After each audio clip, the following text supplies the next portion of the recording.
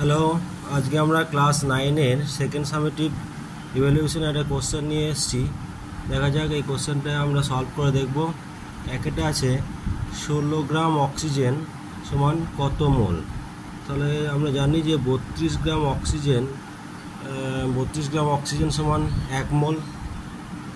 তাহলে 16 গ্রাম মানে হাফ মোল, তার মানে 0.5 মোল।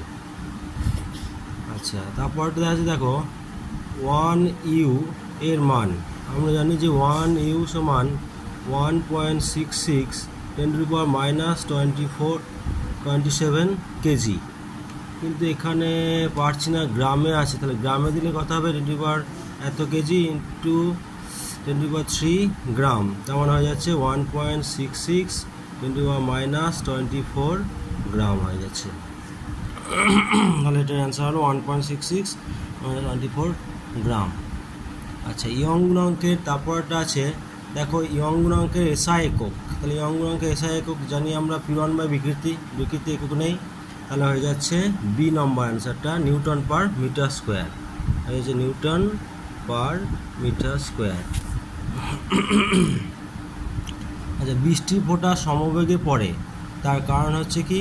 তার কারণ হচ্ছে আমরা জানি সান্দ্রতা। আচ্ছা, 5 নম্বরটা এদের মধ্যে কোনটি প্রলম্বন কণার ব্যাস হবে?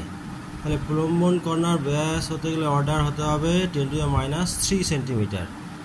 আচ্ছা, তারপরে দেখো 6 নম্বর একটি বস্তু pH 12.5, বস্তুটি কেমন প্রকৃতির? তাহলে বস্তুটি মধ্যম ক্ষারীয়। আচ্ছা, 7 নম্বর দেখো এদের মধ্যে কোনটি উভধর্মী অক্সাইড? এখানে সোডিয়াম অক্সাইড, ক্ষারকীয় oxide, calcium oxide, magnesium oxide হবে না, তাহলে লেড অক্সাইড PbO। তাহলে অ্যান্সার হবে লেড অক্সাইড PbO। আচ্ছা, 8 নম্বরটা আছে একটি বস্তু ভর এবং বেগ উভয়ই দ্বিগুণ বৃদ্ধি করলে গতিশক্তি কত গুণ হবে? তাহলে আমরা দেখো গতিশক্তি সমান জানি যে 1/2 mv², এটা ভাবছি E1। এবার দ্বিতীয় ক্ষেত্রে E2 হয়ে যাবে 1/2 ভর দ্বিগুণ হয়েছে আর বেগও দ্বিগুণ হয়েছে 2v²। তাহলে হয়ে যাচ্ছে 1/2 ইন্টু 2m ইন্টু 4v², তার মানে 8 ইন্টু 1/2 mv², তার মানে 8 গুণ হয়ে যাবে। তাহলে গতিশক্তি হয়ে যাবে 8 ইন্টু E1, তার মানে গতিশক্তি হয়ে যাবে 8 গুণ হয়ে যাবে। ঠিক আছে, তাহলে একেরগুলো হয়ে গেল। এবার গ্রুপ বি শূন্যস্থান পূরণ। H2SO4 এর আণবিক ভর। তাহলে H2SO4 এর আণবিক ভর হচ্ছে 2-1 নম্বর H2SO4